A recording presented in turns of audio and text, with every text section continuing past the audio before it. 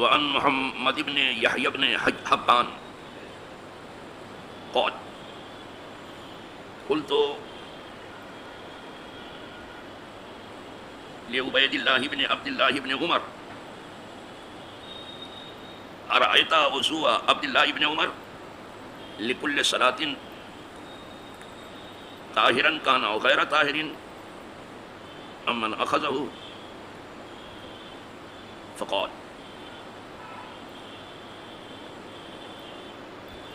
حدثني أسماء بنت زيد ابن الخطاب أن عبد الله بن حنظلة بن أبي عامر الغسيل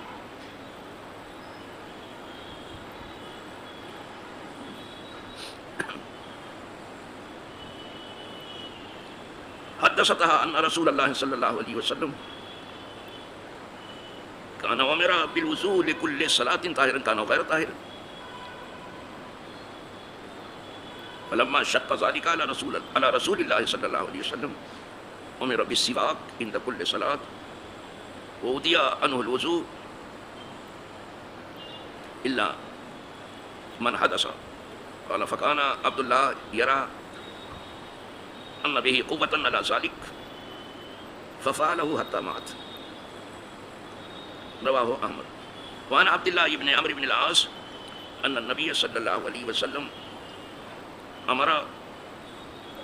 مر بسعد وهو يتوضأ فقال ما هذا الصرف يا سعد؟ قال أفي الوضوء صرف؟ قال نعم وإن كنت على نهر جار. رواه أحمد بن ماجہ. آج میں نے سنن وضو کی تیسری فصل سے 2 حدیثیں پڑھی. اب 2 حدیثیں ہی باقی ہیں انشاءاللہ. ہم آپ زندہ رہے تو کل پڑھیں گے اور کل آپ سنیں گے. پھر باب الغسل آ جائے گا کہ کیسے غسل کیا جاتا ہے.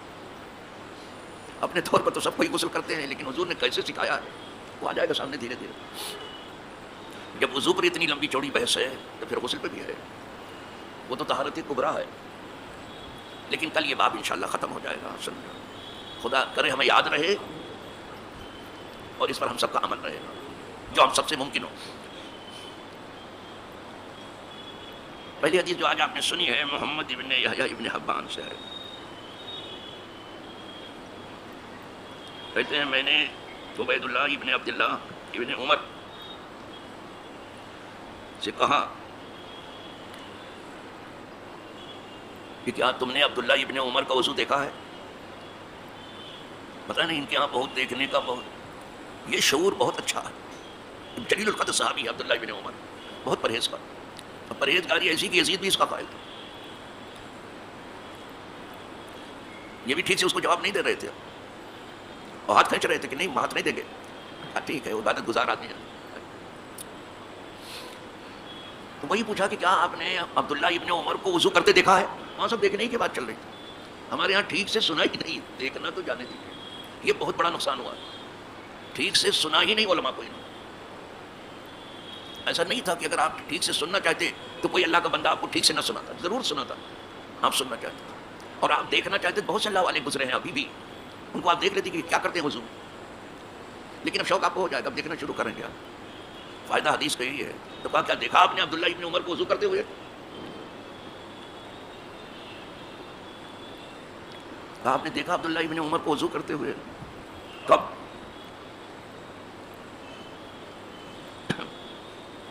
لکل صلاۃ ہر نماز کے لیے. عبداللہ ابن عمر بھی ہر نماز کے لیے وضو کرتے تھے. بس طاہرن کانا ہو غیر طاہرین چاہے وضو ہو چاہے نہ ہو لیکن ہر نماز کے لیے وضو کرتے تھے. یہ تھا. ہمارا کا معمول وضو رہتا تو نہیں کرتے ہیں اس میں کوئی حرج بھی نہیں. لیکن ان کا معاملہ یہ تھا کہ وہ ہر نماز کے لیے جیسے حضور کو دیکھتے تھے نا چاہے وضو ہو چاہے نہ ہو کرتے ہی تھے ہر نماز کے لیے.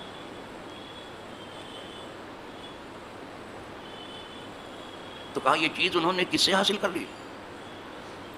ہر نماز کے لیے جو ہے وضو کریں چاہے وضو ہو چاہے نہ. کس سے لیا انہوں نے؟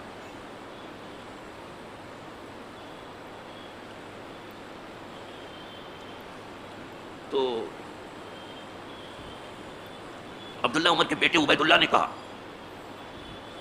کہ ان سے اسماء بنت زید ابن خطاب نے کہا کہ بے شک عبداللہ ابن حنظلہ ابن ابی عامر الغسیل نے ان سے حدیث بیان کی کہ ان رسول اللہ صلی اللہ علیہ وسلم، کہ بے شک رسول اللہ صلی اللہ علیہ وسلم کانا امرا بالوضوء لکل صلاۃ،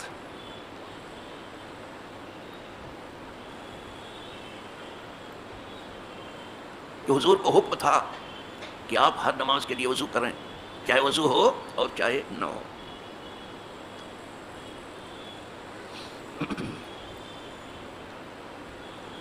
اس لیے کہ حضور جو بھی کام کرتے تھے بغیر خدا کے حکم کے نہیں کرتے۔ کام کرنا تو درکنار، حضور بات بھی نہیں کرتے تھے جب تک ادھر سے اشارہ۔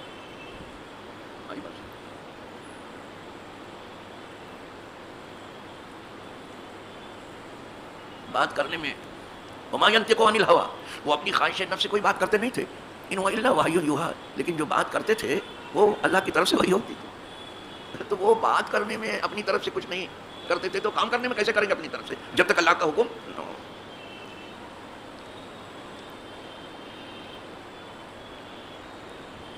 تو آپ کو حکم تھا کہ چاہے آپ کو وضو ہو یا نہ ہو آپ وضو کریں۔ فلما شق ذلک علی رسول اللہ، جب یہ چیز حضور پر مشقت کی ہو گئی کہ ہر نماز کے لیے وضو کریں، جب یہ چیز مشقت کی ہو گئی، تکلیف کی ہو گئی، وہ میرا بالسواک ان کل صلاۃ، تو آپ کو حکم دیا گیا کہ آپ ہر وضو کے موقع پہ مسواک کر لیا کریں۔ اب ضروری نہیں کہ آپ ہر نماز کے لیے وضو کریں، لیکن جب بھی وضو کریں تو مسواک کر لیں، صلاۃ بمانے، یعنی جب نماز کا وقت ہو تو جب وضو کریں اس کے لیے، نماز کے لیے، تو ہر وضو کے لیے مسواک کر لیں، تب مسواک کا حکم آ گیا۔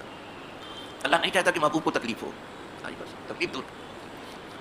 محبوب کو کیسے تکلیف دے گا جب اپنے بندوں کو اللہ تک تکلیف نہیں دینا چاہتا، عام بندوں کو وہ نہیں دینا، یہ ہم خود سے تکلیف مول لیتے ہیں، اور یہ ہمارے گناہوں کی شامت ہے جس میں ہم گرفتار ہوتے رہتے ہیں، اور بہت سارے گناہ تو معاف کر دیے گئے، وضو میں معاف کر دیے گئے، نماز میں معاف کر دیے گئے، روزے میں معاف کر دیے گئے، حج میں معاف کر دیے گئے، جب زکوٰۃ دیتے ہیں تب معاف کر دیے، بہت معاف کر دیے گئے، جیسا کہ کلام پاک وما اصابکم من مصیبۃ فبما کسبت ایدیکم ویعفو عن کثیر، تم تک کوئی مصیبت نہیں پہنچی، اے لوگوں، اے انسانوں، اے مسلمانوں، اے ایمان والوں، تم تک کوئی مصیبت نہیں پہنچی مگر یہ تمہارے ہاتھ کی کمائی ہے، اور بہت کو تو اس نے معاف کر دیا، اور اگر پوری سزا دیتا تو ہم یہاں رہنے کے لائق ہی نہیں تھے، ہم یہاں رہنے کے لائق نہیں، اس کے کرم سے آئے ہم یہاں۔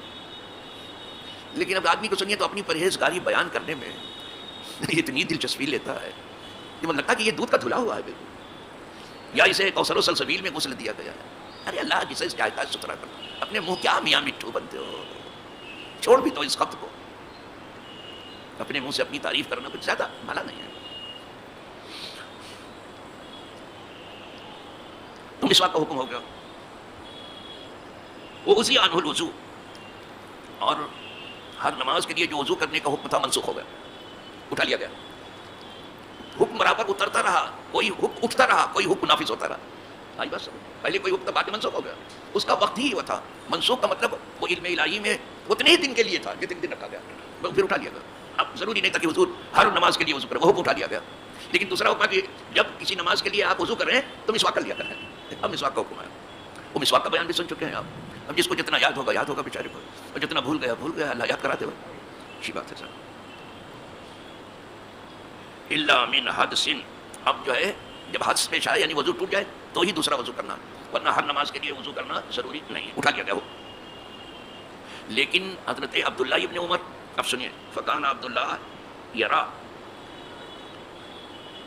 تو وہ خیال فرماتے تھے کہ ان بہ قوۃ علی ذلک، کہ ان کے اندر اس کی طاقت ابھی اللہ نے دے رکھی ہے کہ ہر نماز کے لیے کریں، تو ہر نماز کے لیے کرتے تھے۔ کہا ابھی ہماری قوت اتنی ہے کہ ہم ہر نماز کے لیے کر سکتے ہیں، اس لیے کرتے ہیں، سمجھ لیں، جب قوت نہ ہو تو کوئی بات نہیں ہے، لیکن ہمارے اندر ابھی اتنی قوت ہے اس لیے ہم ہر نماز، اور آج بھی ہر نماز کے لیے وضو کرنا بیسٹ ہے۔ ارے ویسے تو ہر نماز کے لیے غسل کا حکم ہوتا، یہ تو اس کا کرم ہے کہ غسل کی جگہ وضو رکھ دیا اس نے، نہیں تو اس کی بارگاہ میں آنے کے لیے ہر نماز میں غسل کا حکم ہوتا۔ تو کہا ابھی ہمارے اندر قوت ہے، جان موجود ہے، اس لیے میں کرتا ہوں۔ ففعلہ، تو وہ کرتے کیا انہوں نے، اس کو یہ کام کیا، کہا میرے اندر یہ قوت ہے، حتی مات، مرتے دم تک جو ہر نماز کے لیے بتایا نہیں کہ بہت عبادت گزارتے ماشاءاللہ، جانتے تھے کہ اب وہ اٹھا لیا گیا ہے کوئی ضروری، لیکن جانتے تھے کہ ہر نماز کے لیے وضو کرنا نور علی نور ہے، بہت بہتر ہے. تو کہا ابھی میرے اندر اتنی قوت موجود ہے جس سے اللہ نماز نہیں کرتا. الحمدللہ ایسی چیز ہونی چاہیے کہ اللہ کی راہ میں جو ہے ہمیں جب جان کھپانی ہے تو کھپاتے رہے, ادھر سے طاقت ملتی رہے گی. چلو صاحب, یہاں تک کہ آپ نے پردہ فرمایا, یعنی مرتے دم تک کرتے رہے, ہٹے ہی نہیں, مورچہ سنبھال لیا اچھی طرح سے. رواہ احمد, امام احمد بن حنبل نے اس کو روایت. دوسری حدیث سنیے کہ عبداللہ ابن عمرو ابن عاص کہتے ہیں کہ بے شک نبی کریم صلی اللہ علیہ وسلم مر بسعد, سعد کے پاس سے گزرے حضور.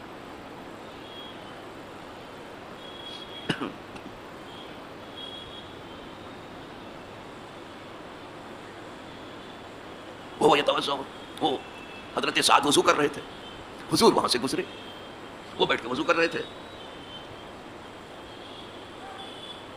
فقال ما هذا الصرف یا سعد, کہا کیا اسراف ہے اے سعد, یہ ان کا وضو دیکھا تو کہا یہ کیا اسراف ہے سعد.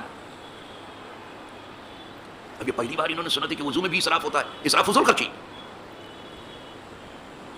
تو وضو میں پہلی بار فضول خرچی کی بات سنی تو خود حضور سے عرض کیا, قال فی الوضوء صرف, حضور کیا وضو میں بھی اسراف ہے, فضول خرچی ہے, وضو میں بھی فضول خرچی ہے.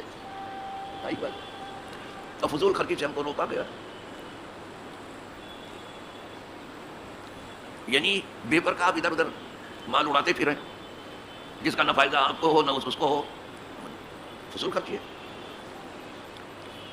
بلکہ کہیں جا کر کے یہ تفسیر ہو جائے گا, وہ بہت سخت حکم ہو جائے گا, جیسے آتش بازی وغیرہ میں اڑا دینا, ناچ گانے بازی پہ اڑا دینا.